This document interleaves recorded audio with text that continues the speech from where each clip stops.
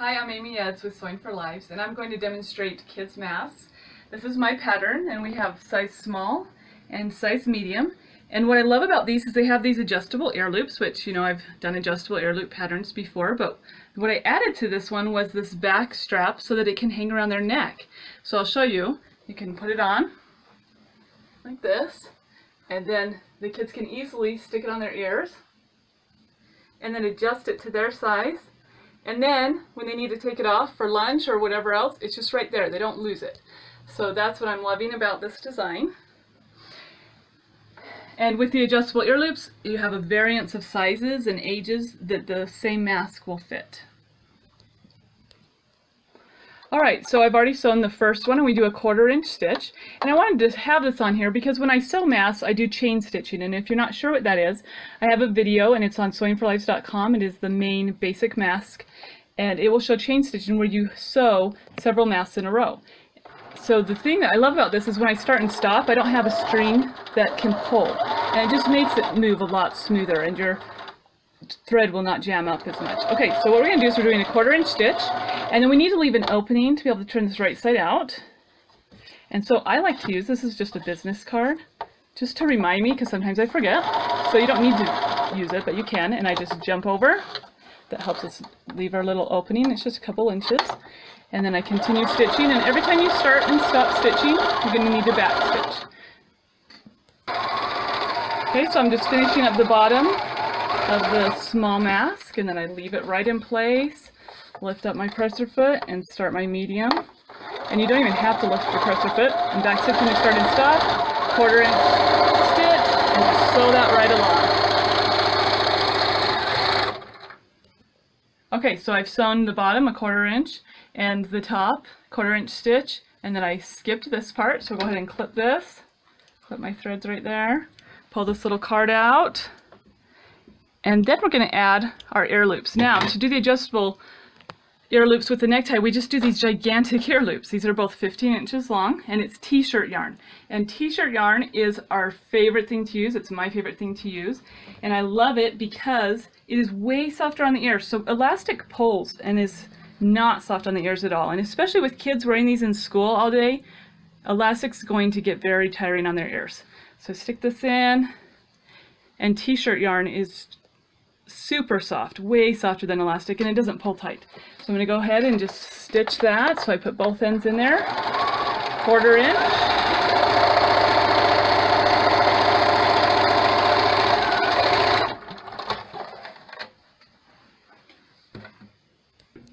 Okay, so if you didn't see how I put that in, I just grab my t-shirt yarn and I stick it in here and grab that, and I grab this other end, stick it in the other end, and grab that, and you could pin that if you want.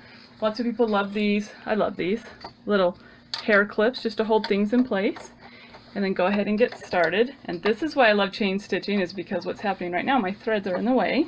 So when you're chain stitching, that doesn't happen. This is going to be a little bulky when you start, so I'm starting right on top of that t-shirt yarn. And then I'll just back stitch over it and go ahead and sew and do our 1/4 inch seam.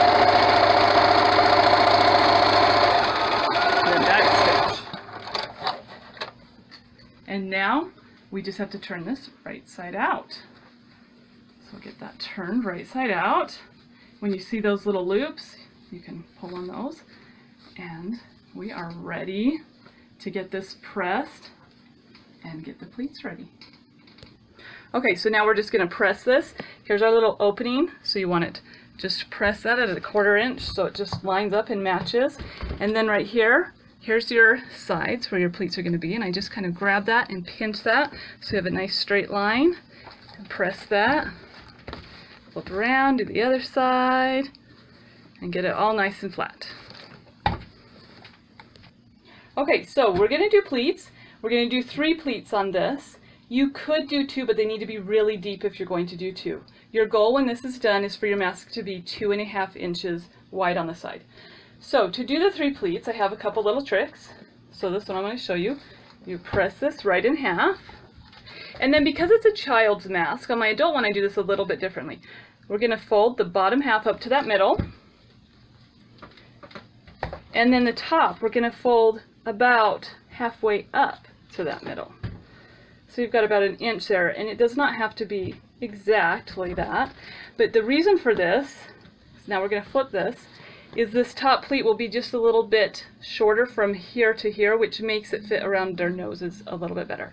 So then I have this trick. You just grab those creases, pull that, and it creates your pleats, and it is so nice and easy. And I have these bobby pins, and those of you who have seen my other videos have seen me do this trick probably many times. And then you just slide those bobby pins on, and you are ready to sew. So that is one method. I'm going to show one more method to do those 3 pleats. And this one's actually my preferred method, but you probably have to have done several masks first. And yes, this does look like gigantic ear loops, but I will show you how to turn it into adjustable.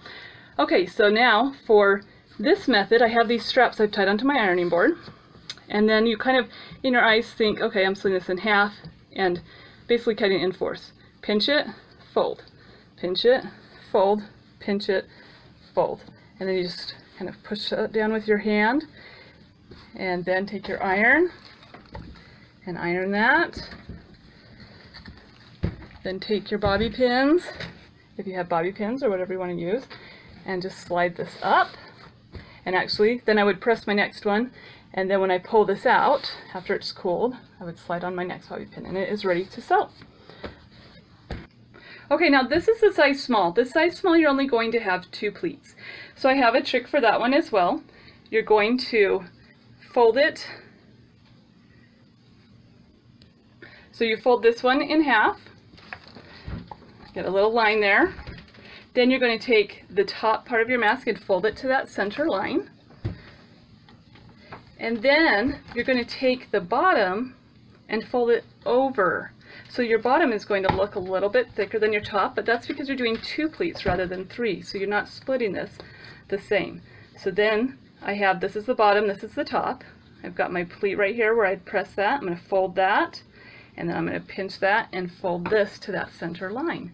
And this should end up being about 2 inches when you are all done. And by 2 inches, I mean from here to here, should end up being about 2 inches. And so that's our size small. And then this was our size medium, ready to go, ready to sew. Okay, so what we're going to do with this is we want to first sew these sides.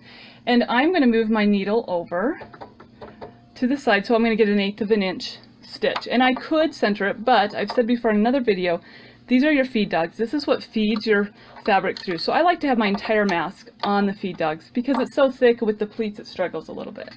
So I'm going to hold those strings. I'm going to start, and then I'm going to back stitch after I know it's going good. And I know the bulk sometimes is a struggle. And then I like to take a little pin just to hold this pleat down as it goes through. And I'm doing 1/8 of an inch stitch, or seam allowance, top stitch. Then I'm going to back stitch again. Then I'm going to grab my next mask. And this really helps to prevent the thread from knotting up, because if you keep this the level, if I take this out, my foot goes down. I guess that was kind of in the way. But if you keep your presser foot level, then it will sew so much nicer. So you want to kind of keep, if you have bulk in the front, you want some bulk in the back, and it will sew so much smoother for you. So I'm going to back stitch, then I'm going to hold that pleat down with my pin, and just go ahead and keep sewing that. Then back stitch. Then I'm going to take my back mask, and usually I'm sewing a whole bunch of these, so I've got a bunch, and then I'll just start again on this side and go ahead and sew this one. Now this one, the pleats are facing down, so I don't need my pin to hold those down. And then I'll grab my next mask, and if I had my whole bunch of masks I'm sewing, I would just get the next one and keep going doing this method. And this will just save on thread, and it saves on time, and makes it a lot smoother when you're doing more than one. Okay, so now I've got both masks stitched on the sides once. Now you need to reinforce your sides of masks.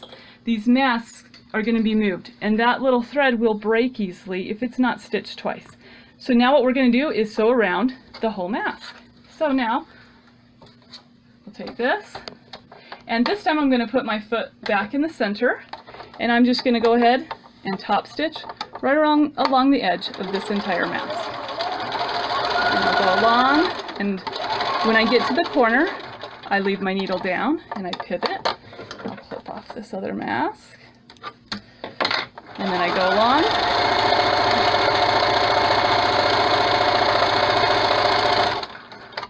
Pivot, and make sure I'm reinforcing those sides. I like to emphasize that. The sides, you need to sew them at least twice. And then here's my little opening down here, and now I'm going to be top stitching that closed.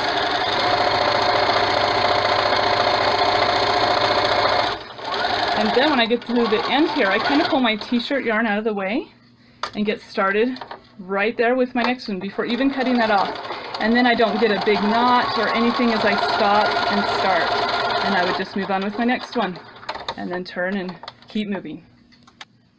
Okay, so now we have these very funny looking masks with giant ear loops. I'm going to show you how to cut it to make the adjustable ear loops with the tie around the neck.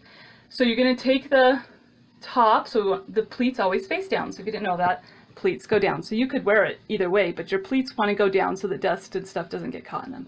So the pleats face down, and then so that will be our top on this.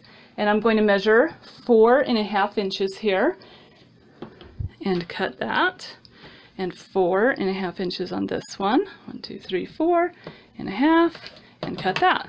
So now I'm going to take this and I'm going to tie and loop this one around the long one. Okay, so we're going to take it, and I'm just basically making a pretzel, or like when you start to tie your shoe, and just tying that and then pulling that. Now I can adjust with this lower one. Okay, so we'll do that again. If you look really close, hopefully you can see it. So I take it, and the shorter one I'm going to tie around the longer one. All right, so like that, and then I pull that snug, and now that is adjustable. Now, okay, so now we just have to tie the neck strap, and what you're going to do is you have one more little slip knot to tie. So you'll take one of these and wrap around the other, so just like what you do for the adjustable ear loop. So hopefully you can see what I'm doing here. There's my little pretzel, and the instructions I say it should look like a pretzel, and then you just pull that firmly, and now you have an adjustable neck strap and adjustable ear loops. And I want to point out on this adjustable neck strap that it can just be pulled right out. So now we don't have to worry about a choking hazard or anything like that. It is awesome. So I'll hurry and retie that one more time, and then I'm going to put it on and show you. So take it, loop around. Okay, so now we have our beautiful mask with adjustable ear loops, neck strap. We'll put it on. Make sure I have it right. Pleats always go down. Put this on my ears. That's a pretty good fit. Pull it on. So see, the medium size even can fit adults. And then say it's time for lunch, or I gotta take off my mask briefly. It's just right there hanging. I'm not gonna lose it. We are so excited about this design. So anyway, look, go to www.sewingforlives.com. Join Operation School Bus. Help sew masks for underfunded and Title I schools. Thank you everyone for all your amazing service and helping out in this amazing project.